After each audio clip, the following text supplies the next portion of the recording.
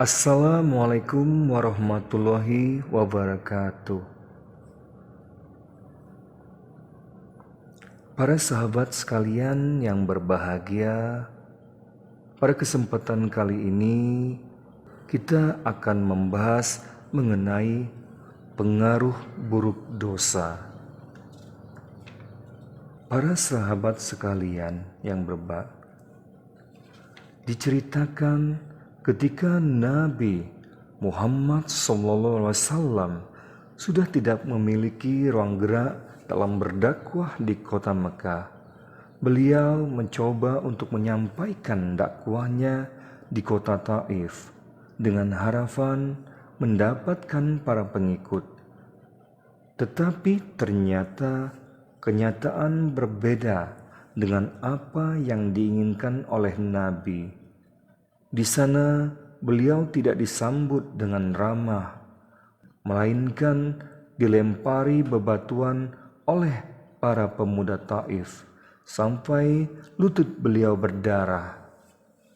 Seketika itu malaikat Jibril datang dan berkata, "Wahai Muhammad, apa yang engkau inginkan hari ini akan dikabulkan oleh Allah Subhanahu wa Ta'ala. Apa masih perlu gunung Uhud ini aku angkat lalu aku tumpahkan kepada kaum Taif?" Jawab Nabi, "Hai Jibril, saya hanya meminta Allah memberi petunjuk kepada kaumku karena sebenarnya mereka masih bodoh dan belum mengerti." Para sahabat sekalian yang berbahagia, setiap pekerjaan yang kita jalankan akan selalu membekas di jiwa dan mempengaruhi perbuatan kita, baik yang berdampak positif ataupun baik maupun negatif ataupun buruk. Bagi yang sering melaksanakan kebaikan akan memiliki jiwa yang kuat sehingga tidak gampang menyerah terhadap hawa nafsu. Selain itu juga enggan untuk melaksanakan kejahatan. Misalnya ketika kita sudah memakai pakaian yang bersih, kita akan selalu menghindari tempat-tempat yang kotor. Sebaliknya, yang sering melakukan kejahatan dan maksiat akan memiliki jiwa yang lemah ataupun rapuh, selalu mempertuhankan hawa nafsunya, tidak kuat berbuat kebajikan, perilakunya selalu merugikan dirinya sendiri, rumah tangganya, dan masyarakat. Allah Subhanahu wa Ta'ala berfirman di dalam Quran surat Al-Mutaffifin ayat 14 yang artinya bahwa mereka tertutup oleh apa yang mereka perbuat. Maksud ayat tersebut adalah dosa yang kita kerjakan dapat menghilangkan cahaya hati sehingga hati kita menjadi gelap, tidak bisa membedakan mana yang baik dan mana yang buruk. Bahkan pertimbangan akal mulai tidak stabil. Sesuatu yang baik dianggap jelek dan sesuatu yang buruk dianggap baik. Lebih menyukai perzinaan daripada menikah. Lebih suka kongko di gardu sambil membicarakan aib orang lain daripada di masjid mendengarkan ceramah agama. Begitulah cahaya orang-orang yang sering melakukan perbuatan dosa. Ayat tersebut kemudian ditafsiri oleh Rasulullah SAW dalam hadisnya, sesungguhnya orang mukmin ketika berbuat dosa maka muncul titik noda hitam di hatinya.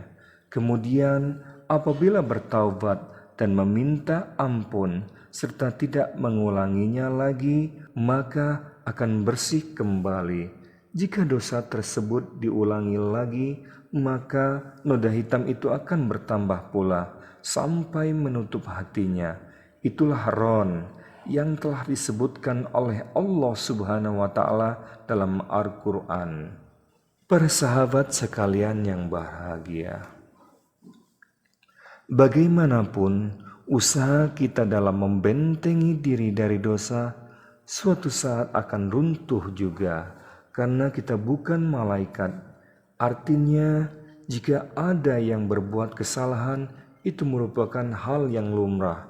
Rasulullah SAW bersabda, setiap keturunan Nabi Adam itu sering berbuat salah, dan sebaik-baik orang yang melakukan kesalahan adalah segera melakukan taubat.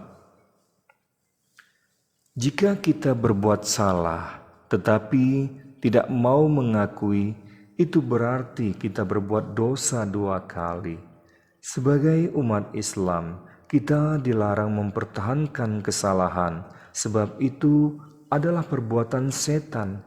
Jangan sampai kita marah, bahkan kalau kita bisa, kita berterima kasih. Allah Subhanahu wa Ta'ala sangat menyukai orang-orang yang berbuat salah kemudian menyadari kesalahannya. Sebagaimana firman-Nya di dalam Quran surat Al-Imran ayat 134 sampai 135 yang artinya Allah sangat menyukai orang-orang yang berbuat baik, yaitu orang-orang yang ketika berbuat kesalahan atau berbuat aniaya terhadap dirinya, kemudian mengingat Allah dan memohon ampun atas dosanya. Agar kita tidak termasuk golongan orang-orang yang sombong, mari kita terima segala kebenaran. Jangan pernah pilih-pilih. Sebaiknya semua kesalahan harus kita buang jauh-jauh. Jangan sampai mempertahankan kesalahan karena fanatik golongan, karena kepentingan duniawi. Dan semoga kita dijauhkan oleh Allah dari sifat tersebut. Amin. Amin ya rabbal alamin. Dan akhirnya, wassalamualaikum warahmatullahi wabarakatuh.